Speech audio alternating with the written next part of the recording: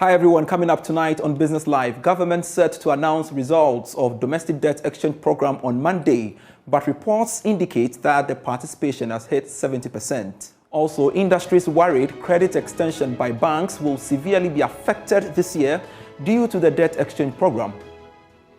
Banks access to their own funds, that they have used in buying bonds from government. They are not going to have access to it.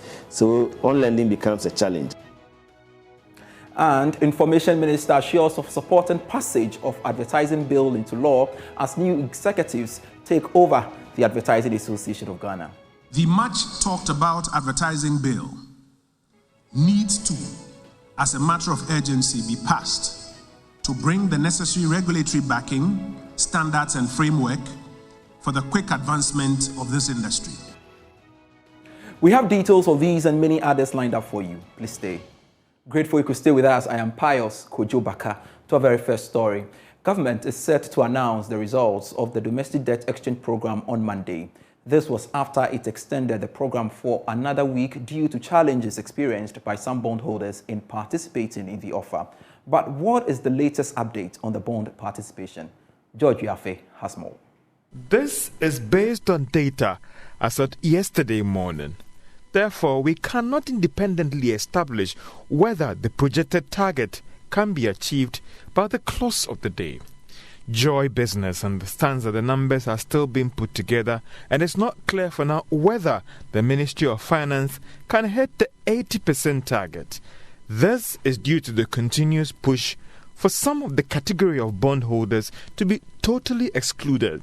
Sources say there is the likelihood that government might not be able to hit the 80% target if some of these exemptions are granted at the last minute before the close of the offer. Well, maybe we have to keep our fingers crossed and wait for the final results on Monday. A while longer on the program, and industries are worried that credit extension by banks to cooperatives and also households will severely be affected this year due to the domestic debt exchange program. Well, this is due to concerns by commercial banks in the country that the program will impact negatively on their capital and liquidity. Seth Chumakwabwa is the chief executive of the Association of Ghana Industries. So what it means is that, part of the reason is that, of course, the risk level is also a factor. It is much more riskier to lend to a typical small enterprise, much more difficult to predict the business environment for a typical manufacturer, especially if it's an SME. And then if you are lending medium to long term, when you have such an unstable, environment, it's more difficult. Yeah. So all these factors come into play. That's the reason why we are not seeing much improvement.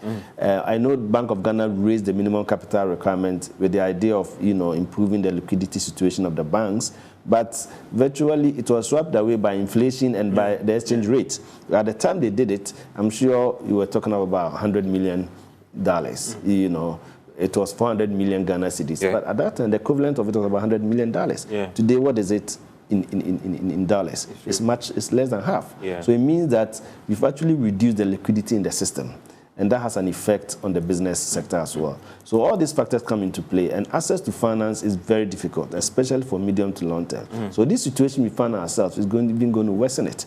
And that is where we have a problem. Is that your fear that access to credit could even worsen, so that this year, listen, close your mind.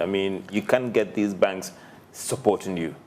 Yes, it's definitely going to worsen because the banks access to their own funds, that they have used in buying bonds from government. They are not going to have access to it. So on-lending becomes a challenge. However, we are aware that the Bank of Ghana is setting up the Financial Stability Fund, and the idea is to be able to, shore up the liquidity situation of the banks. We don't know how well it's going to be resourced. We are hearing figures of about $15 billion or cedis being put in. We don't know how it's going to pan out. If it works very well and the banks do not run short of funds, then when we say yes, then the effect will not be that negative. And I think that is what we should be doing. What do we do to reduce the effect? But definitely, you will not have access to the normal funds you have. Now, investment consultant Bernard Oseitu has called on government to provide clear-cut directives on the debt exchange program in order to inspire confidence in the financial sector. According to him, the inconsistencies in the communication of the government's position has led to uncertainties and loss of confidence in the financial sector. He further admonished the government to honor its promises and engage broadly to bring back the needed confidence in the financial sector. He's been speaking on Joy Business Social. Country upon country depends on the bond market to develop, especially for the developing countries. We are back as far as infrastructure development is concerned. Our road network is bad. Our hospitals are bad. Our schools are bad. Our children go to school and sit on the desk. They don't have a desk to sit on. And these are serious infrastructure deficits that we have as an economy. And the only revenue or the funding that can bring or bridge that gap is the bond market, because America is going through its own problem. Europe is going through problems. So the sovereign guarantees or the sovereign donors funds that used to come from America and all those other places has been shortened. We are not going to get all those funding from these donor agencies any longer. So the bond market became a very good opportunity for us, for government to go in there and borrow and to develop the country. Unfortunately, with what has happened, it basically means we are losing our grades on that market. And if it happens that as a developing country, we're going to be in very, very difficult problem. Now, the Bank of Ghana has justified financing of the government's 2022 budget with about 44.5 billion cedis. According to the central bank, its net claims on the government increased by about 44.5 billion cedis as at the end of December 2022. Well, this is coming after renewed discussions in the media regarding the BOG's financing of the 2022 budget.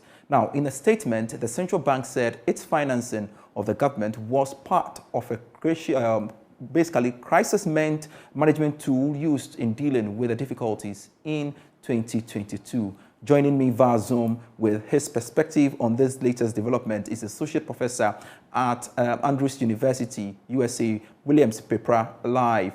Grateful you could join us, Mr. Pepra. Do you think the Bank of Ghana's justification, holds? Good evening, and thank you for calling me, Kojo. So I don't understand why Bank of Ghana will have to rush and issue a justification that also in it has a lot of problems. I'm going to read something to you from the publication by Bank of Ghana. So if you look at where they titled second, they have a line item which says, in 2018, the Parliament of Ghana suspended the Fiscal Responsibility Act 2018, Act 982, in view of the crisis precipitated by COVID-19 pandemic. Okay. The question is, when did COVID-19 pandemic come? It started in November 2019, December 2019. The suspension of the Fiscal Responsibility Act was done in 2018. So in their defense, they have also made an error, which sometimes they have to take their time. We all understand that government had liquidity challenges during the period of, so starting from 2018, which academia and other political entities were cautioning government to be careful with the way we were going. Government did not listen to. It was one of the reasons, that's why I predicted that we should have to go and get support from IMF. The finance minister refused and denied that we will not go, and later accepted it in the later, too late for him. So what has really happened with this impact of the 44.5 billion support Exactly. to the country is that the inflation rate that we see, which is about 57 point something, almost half can be attributed to this particular action. I'm saying this because Ghana's GDP is 77 billion. 57.5% of that total GDP came out of this 44.5 billion given to government.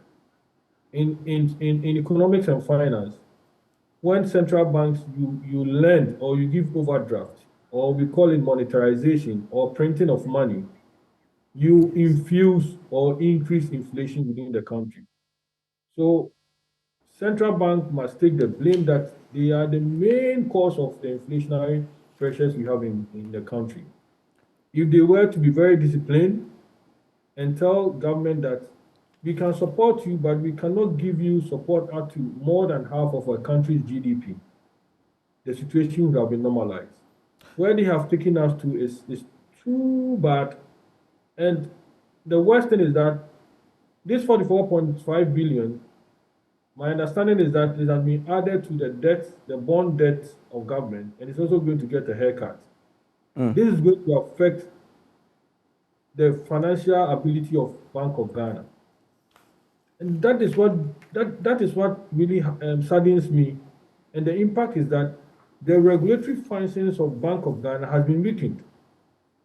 While central bank is trying to use the monetary policy rate to control inflation with the right hand, in the left hand, he is pushing back the money into the system to cause inflation.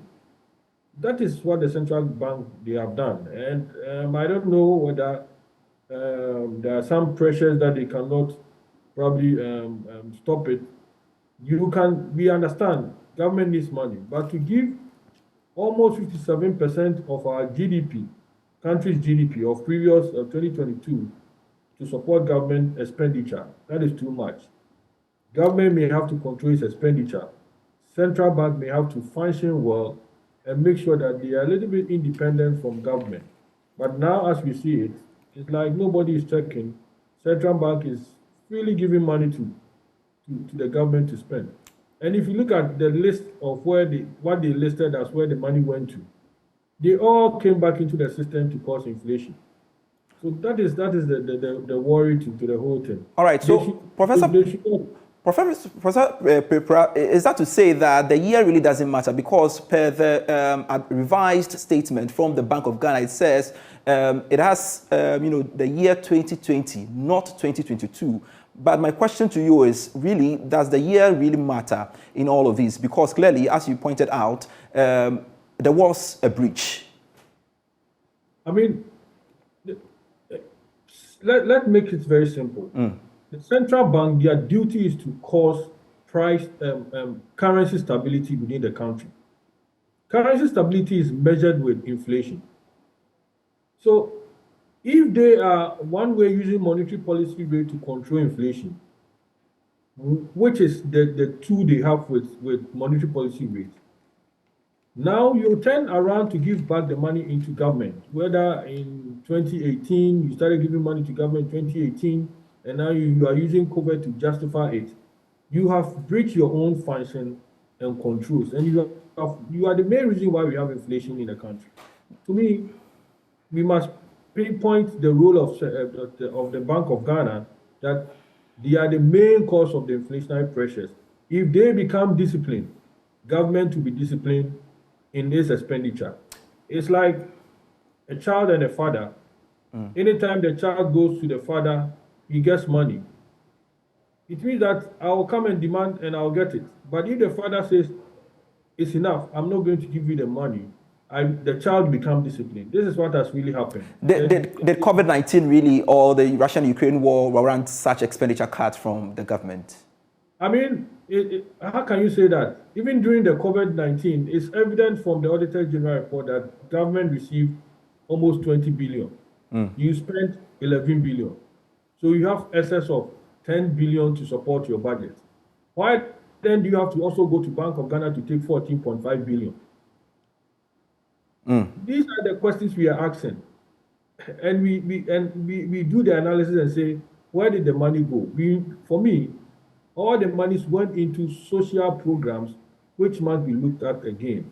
There are a lot of social programs that are not generating enough revenues for us to sustain. We have been talking about a lot of social programs. Government size must be reduced because they are all part of expenditures that you will be able to control. But government is not listening, moving into Agenda 111 to try to do a lot of build 111 hospitals in a short period, it will force you to take money from central bank to go and do it. And what are the implications of that? That is causing inflation. A lot of the inflation pressures we have in the country, as I've noted, is because of the central bank action of giving free money to government. If they become disciplined, the government will also become disciplined. Government will live within its means. Now we are not living within our means because anytime within the money, central bank will print money for us to spend. And that is the cause of the inflationary pressure. Finally, before you go, Professor Pripra, really, we are learning that we've gotten some milestone by way of, debt exchange program, about 70% threshold now we have, and we're looking at 80. Would you say that is impressive? And what are we expected come Monday? I mean, I know that what the minister, pegging the 80%, if you the figures I've seen was basically based on institutional investors. The additional 5%, probably they were thinking that they will get some of the individual investors signing on to the package. If you look at the entire portfolio, more than 82% are in the hands of institutional investors. A little bit is what is in the hands of individual investors. 1.3% is in the hands of pension funds, which were exempted. So my guess is that the 70% is good. I am thinking government will probably report about 75 to 78% of achievement in terms of domestic debt exchange program. And this will be mainly coming from institutional investors. Grateful. William Pripra is an associate professor of finance at the Andrews University in the USA, speaking to us there. Still to come, Information Minister assures of supporting passage of advertising bill into law as new executives take over the Advertising Association of Ghana. The much talked about advertising bill needs to, as a matter of urgency, be passed to bring the necessary regulatory backing, standards and framework for the quick advancement of this industry. Welcome back. This is Business Live. Minister for Information, Kojo Backah, has assured the newly elected executives of the Advertising Association of Ghana of his utmost support to ensure that the draft advertising bill is passed. The bill, which is expected to regulate the practice of advertising in Ghana, has been in the pipeline for some time now without any further attention. Speaking at the 8th investiture ceremony of the President and Executive Council of the Association, Information Minister Kojo Backah declares his commitment to get the Trade Minister to fast-track work on the bill. Final work on the advertising bill has been going on in the last couple of years after the Ministry of Trade and Industry and the Advertisers Association of Ghana saw the need to regulate the industry. The rising interest in the profession and the need for ethical advertising has made the bill critical. Speaking at the 8th investiture ceremony of the association, Information Minister Kojo Backah said government will prioritize the bill. The much talked about advertising bill needs to, as a matter of urgency, be passed to bring the necessary regulatory backing, standards and framework for the quick advancement of this industry.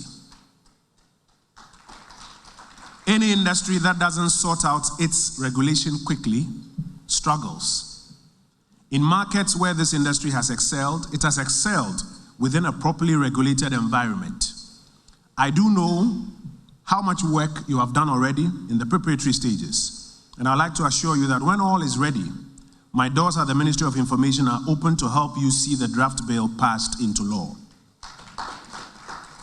Indeed, my uncle, the Honorable K.T. Hammond, who has just been nominated as Minister responsible for Trade and Industry, will take his seat very soon. And I look forward to leading you to pay a courtesy call on him to ask for his support so that we have it passed ASAP. In his first address, newly inducted president of the association, Andrew Aka, underscored the need for regulation in the industry. In fact, you don't need to look hard, as the minister said, to see the number of billboards on our roads that are nuisance and danger to road users.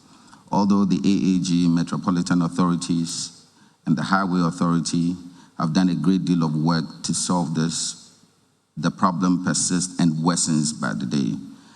It still beats my imagination how a 10-kilometer Spintex road can have 1,500 faces.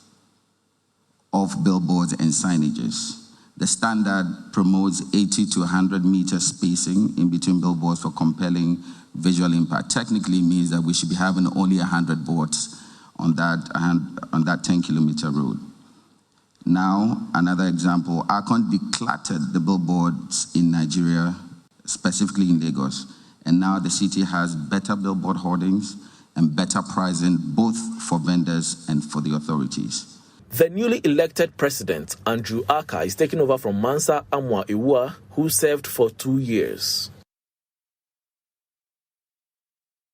Now, as Valentine's Day draws near, what are you buying for your special someone? Chocolates, specifically Ghanaian chocolates, are your best bet. My colleague Emma Davis in tomorrow's episode of Food Chain will show you how savory Ghanaian chocolates are made and how Ghanaian cocoa processing companies are taking advantage of the ongoing National Chocolate Week celebration. Here's a teaser of what to expect. The Festival of Love begins from February 7 to February 14. People celebrate it by expressing their love and emotions for their special someone. The third day of Valentine's Week, February 9, is celebrated as Chocolate Day. On this day, people exchange chocolates with their loved ones, believing that their connection would always be sweet.